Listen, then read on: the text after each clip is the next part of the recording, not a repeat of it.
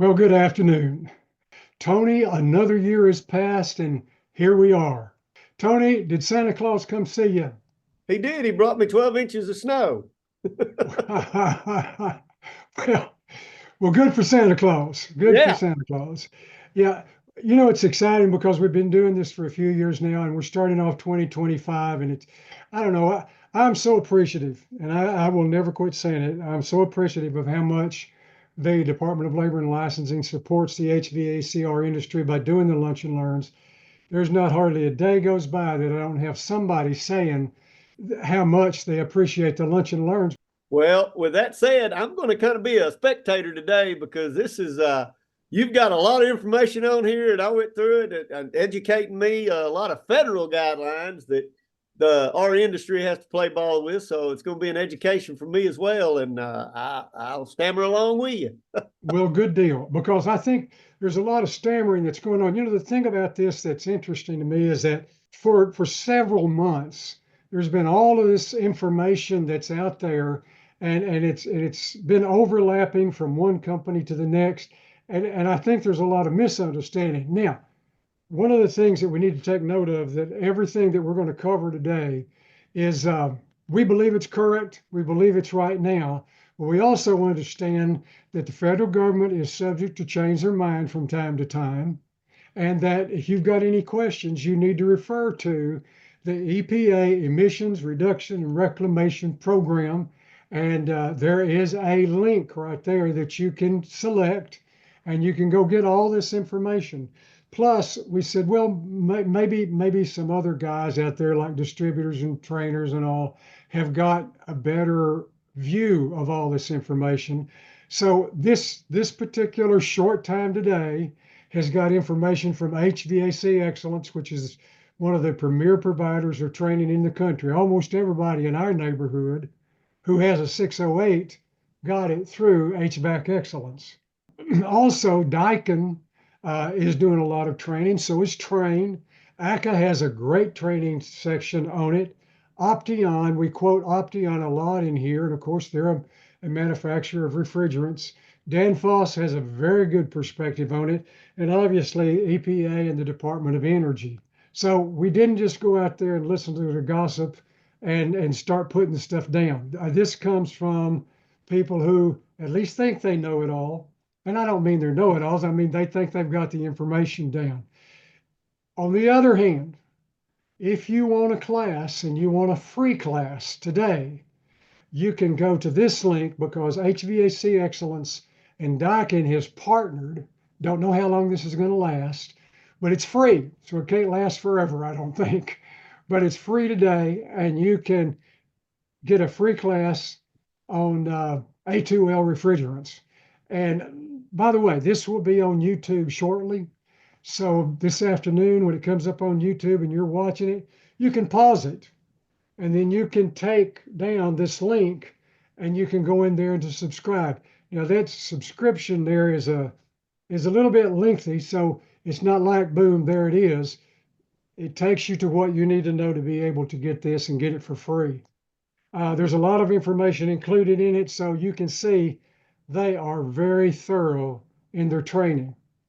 But Tony, do you remember when everything was ODS, Yes. ozone depletion? Everything Yes. was ozone depletion.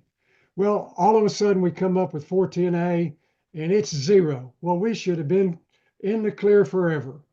And then 454B, it's zero. And then R32, it's zero. But there's a little bit of a problem in that we now are concerned about global warming potential. So whereas we thought once we had nailed ODS, we were okay, but we weren't because EPA said, no, you got to take in consideration your global warming potential. The minimum, or pardon me, the maximum that's allowed now, beginning Monday of this month, is 700. In perspective, 410A is over 2,000. 454B is 466. R32 is 675. So you think, well, we're in great shape. Well, we are, except we're going to see some rules later on that says, oh, by the way, this applies to you if yours is over 53. So you can see that, wow, we still have a ways to go before we don't have to concern ourselves with it at all. And there's good benefits to it. And I don't want to go into all of that because we got other things to cover today. But are we going to cover some things that's just better for the environment? Yeah, um, definitely. Uh, so what's in it? 410A versus 454B. Well, Okay. 14A, 50% 30, 50% 125. 454B is, well, you can read it. You don't need me to read it out for you there. And if you go to this particular slide by Dan Foss will make a comparison between 452B, 454B, R32, and 410A.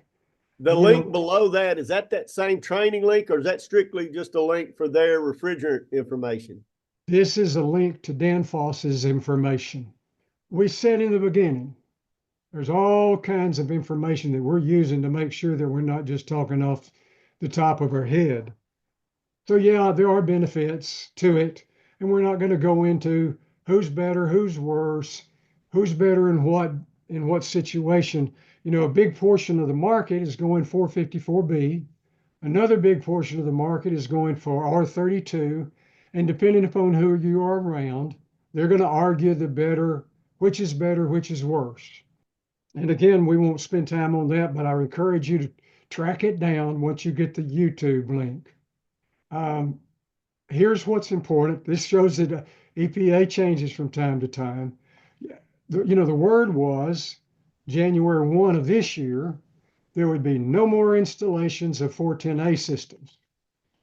We lived by that for several months, and then all of a sudden they said, well, we'll give you another year. Fortunately, they've changed their mind because the manufacturers and ACA and other folks said, hey, you're not giving us enough time. So they said, okay, you kind of got a year of grace here. But it's very clear. You've got one more year to install a 410A system. So is Come January, this to install, or is this yes, for the sir. manufacturers to quit manufacturing? Uh, you've Manufacturers have got to quit manufacturing now for systems, but we can continue to install through 2025, but we must stop installing systems. Now that's They key, and we're need getting to look at it. so the Sir, distributors need to deplete all 410 inventory by December 31st of this year. but no, because they're still selling it out. They just we This is our last year to install a system that's a 410A. Last Okay. year to install a 410A system. Now, there's a real funny thing with this that we're going to look at here in just a minute. Okay. Okay. I think I'm getting ahead of you. The question is Component. Yeah. components. Yeah. What is a component? And it tells you, well, it's an evaporator. It's a condenser. It's a. Now, we can put in systems, brand new systems through 25 that are 410A, and EPA says that's okay. But beginning in 26, you can't do that anymore. You could put in a condenser, you could put in an evaporator, you could put in the rest of the parts, but you can't say that it's a system. So you could do a condenser replacement Yes, sir. on your deal. Is there for next 10 years? How long are they going to make the components? As long as they want to make the components, they can make them. That's Okay. my understanding. Uh, Okay. so now you and I both know that folks have a way of getting around things, especially if they're in the county where they're never going to get caught. And somebody, for whatever reason, doesn't want a A2L system because they've heard horror stories that are not true, but they want that old 410A. And they'll say, well, sell me a condenser tomorrow, sell me an evaporator the next day, and then sell me the other components on the third day.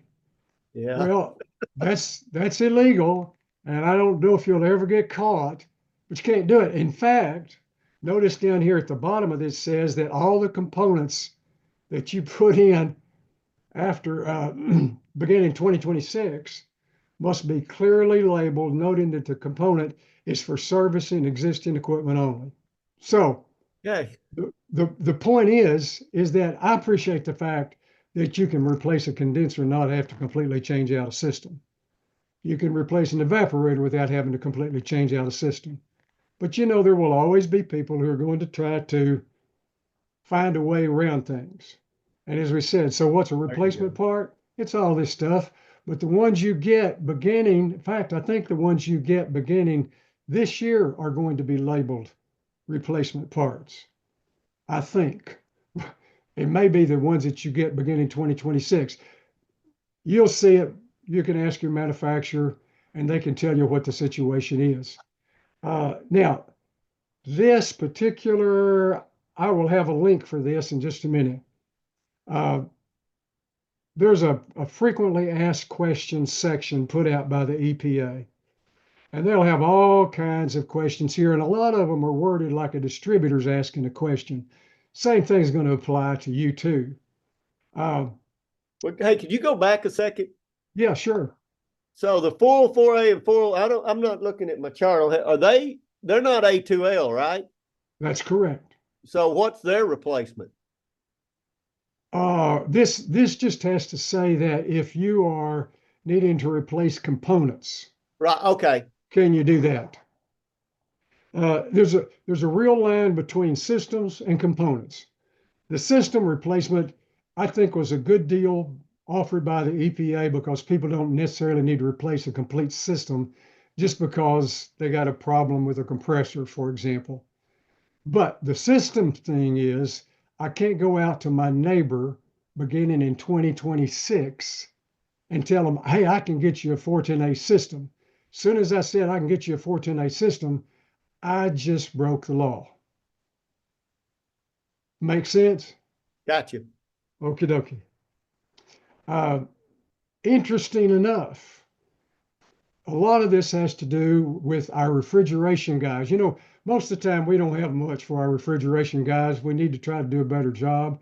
But a lot of this law has to do with them because they deal with bigger quantities of refrigerant.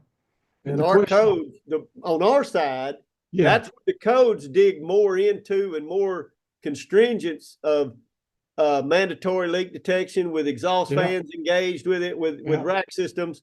There's only one or two in a multifamily where this new change is going to affect our deal. It's just going to be, is that right? The heavy refrigeration and stuff. Yeah. Yeah, the heavy refrigeration guys really need to read up on this because there's a lot in it about, like in this particular case, okay, you've got an existing system with rules regarding it. How much of that can you replace without having to go over into new stuff? Right. Which is kind of like our rule is that if you're replacing 50% of a system, you got to bring it up to code for, you know, residential HVAC. Right. Well, here they're saying if you replace 75% of the evaporators by number or 100% of the compressor racks, that triggers in the new system rule. But now here's very important because, you know, for months here, people have been said, well, you better go take a class in this. And that's a good idea. But does the EPA require an addendum to your 608 in order to use A2L? And the answer is clearly no, you don't have to. Now, people like HVAC Excellence and ACA, and probably most of the manufacturers are going to say it's a good idea and you can take this test and you'll be certified. But who are you being certified by? You're being certified by whoever gave the test. Right. That's not an EPA certification. And I don't want to discourage people from taking this training, but I do want you to understand that until you can take the training, as long as the manufacturer will allow you to sell their equipment without it, you're okay with the EPA. Interesting, huh? Yeah. And that's interesting to me because I think you're going to get further along about the criteria for the cylinders. So, oh yeah, absolutely. I'm kind of just riding along here. Now here's an interesting thing too, Tony, and that is Uh, I I had heard people say that you could not top off a 454B or a R32 system to work. But Opteon says you can top off a 454B even though it is a blend. He says they're so close that it doesn't make any difference, and you can top them off. Now they're the manufacturer of refrigerant. I guess they know what they're talking about. So We hope can so. you? Yeah. Now, if you have a manufacturer that's a 454B system and they says don't top it off, that's going to supersede what Opteon says. Isn't that correct? I would think so. And Always correct me go. if I'm wrong, but isn't Daikin 100% 32? One of them is, and I think it's Daikin, but I wouldn't swear to it. Well, okay. I know But you they're don't have Europe to. based, and I know most of Europe's on 32. So Oh, okay. Yeah, yeah. that's probably right then. I just had failed to get back and double check my thoughts. Uh, here's some things that are put out that are general safety rules that you will get when you take the HVAC Excellence and Daikin course. And I'm sure you get the same thing, whether it's Ream or Train or you name the brand name. It's okay for you to lay your tanks horizontally. You remember we went through a while that Right. everybody says, oh no, it's got to be vertical. But if you're going to lay them horizontally, the best practice says put that relief valve in 12 o'clock position. So that's a big help because all of a sudden, guys were trying to figure out what in the world am I going to do to store this stuff on my truck? Do they know what 12 o'clock is since, no digital? Everybody actually has a clock. Do they know what 12 o'clock is? Well, let's start up here. Well, we got to Oh, talk about that. So that's larger cylinders must be secured, must be upright, and must have the valve cap. Standard safety, just general information. Uh,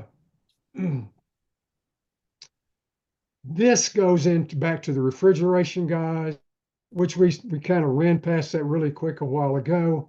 And it basically has to do with people who have like 1,500 pound size right. thresholds. Yeah. These are them big That's a racks. big number. Yeah. Um, uh, it says what are the compliance dates for an ADL system? Again, this does not apply to residential, only applies to commercial refrigeration. Right.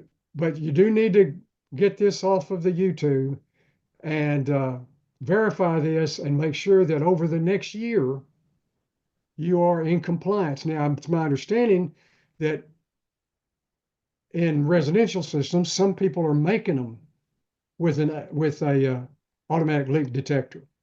That's Have what you I heard was told that? that they're coming on the appliances, so yeah. Yeah. So I guess when you're talking about really big systems, they may or may not have them there, but you're going to have to put it in. And there's some This dates system here. here is also, it's not just what the residential, my understanding, they call them RDS, refrigerant detection system. It detects the leak, maybe shuts it down. These are integrated into exhaust fan systems. They're all Yeah, electronically locked into that. yeah, yeah. That's because if they have a big leak, Right. that's a big leak. That's a lot. Yeah. Yeah. Again, this does not apply to residential and light commercial. Fortunately, like you just said, if you're doing residential and you've got a company that's automatically building it in, you don't have to worry about it. You just need to make sure it's hooked up correctly. And we won't take a lot of time going into the commercial refrigeration use. If Okay. you're a refrigeration person, do the YouTube, save the YouTube, and follow the links on this. An important link. Yeah. An important link for you. Your Rex Doolins out there are already on top of this. I bet they are too. Yeah. But if you want to know more about this, the link down here at the bottom of this page is a super good link. Frequently in the law, you're going to hear them refer to, chapter 40, subchapter C, part 84, subchapter C, section 84, and then there's a dot, and depends upon what the next three digits are as to what it covers. If you'll put this down, that will take you into that EPA link, and it will give you a long explanation of everything that's going to be required of you refrigeration fellows. You know, there will be times that you will have to establish a repair and retirement plan.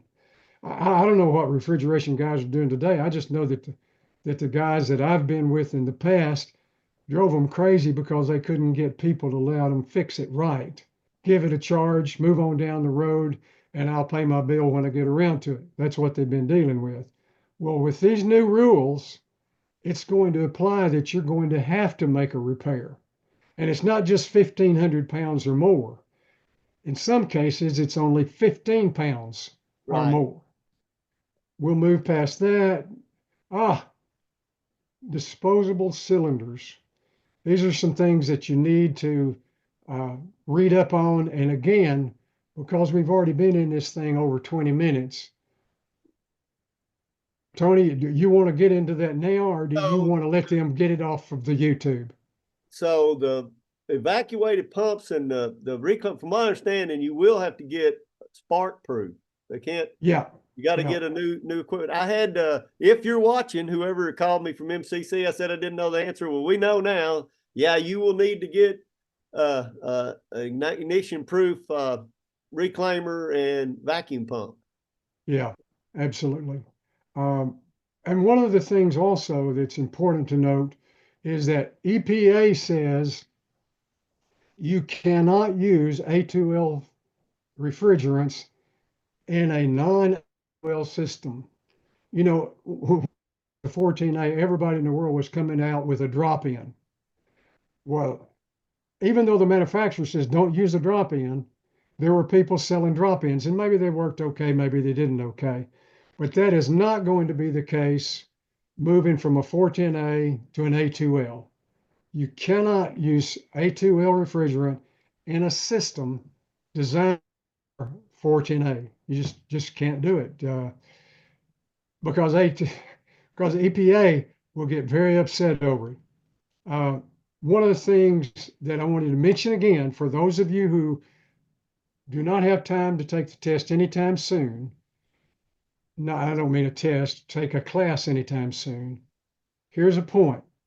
You do not have to have an addendum to your 608 type test. So Your we're saying manufacturer may require it. you're Sir, saying your type 1, type 2, type 3, whatever certification you already have, you're good to go with it. That's you're what you're good to go with informing. A2L Okay. as long as the manufacturer of the equipment says you're good to go. Okay. Now, all these other guys that are doing the training, the ACAs, the excellence, and the manufacturers that I've read up on, they're all saying we've got classes, you need to take them and you'll get a certification. And that may very well be a certification that you're required to complete in order to be able to sell their equipment. If you got questions or compliments about Lunch and Learn, please let us know. You can call the Department of Labor and License 682-9201. That's 501-682-9201. Tony, somebody answers that line. Yes, sir. That's Hey, we're going to get together again in February. In fact, February the 10th for another Lunch and Learn. Uh, Tony will be back talking more about code. I'm sure we'll have some kind of an update on A2Ls. By the way, we've got a lot of training coming up on A2Ls. We've got 8 chapter meetings across the state, Tony.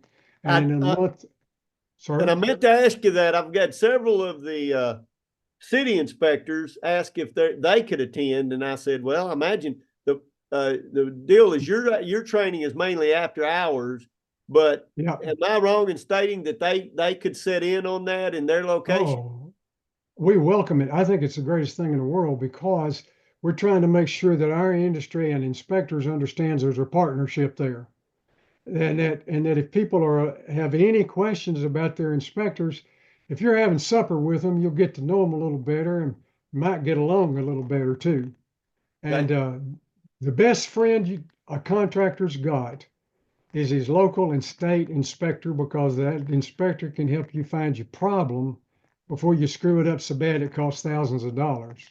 I So will say one thing before we leave. There's really not much code driven here, except you're going to start finding, for those that are listening that deal with multifamily dwelling, So multifamily dwelling, when we try to line up 9 condensers and they try to line all those line sets up in one cavity and go, that's going to change because there is by the ASHRAE 50, the standard there in the table, in 1,000 cubic foot, not square foot, cubic, you're only allowed so many pounds and you're going to well exceed that. So it's going to make a better install practice because we're going to start over here in this stud. We'll separate us, start getting our distances. Yep. And so forth. So that's pretty much it for the single family dwellings and multifamily. But this was good, Tom, and I appreciate all you did on it.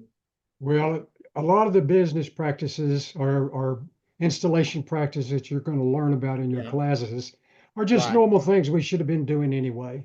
I mean, saying that you need to secure a refrigerant drum was something we should have been doing all along, and yet for years you've been able to go to a distributor, look in the back of a truck, and see 2 or 3 of them just rolling around in the back of the truck.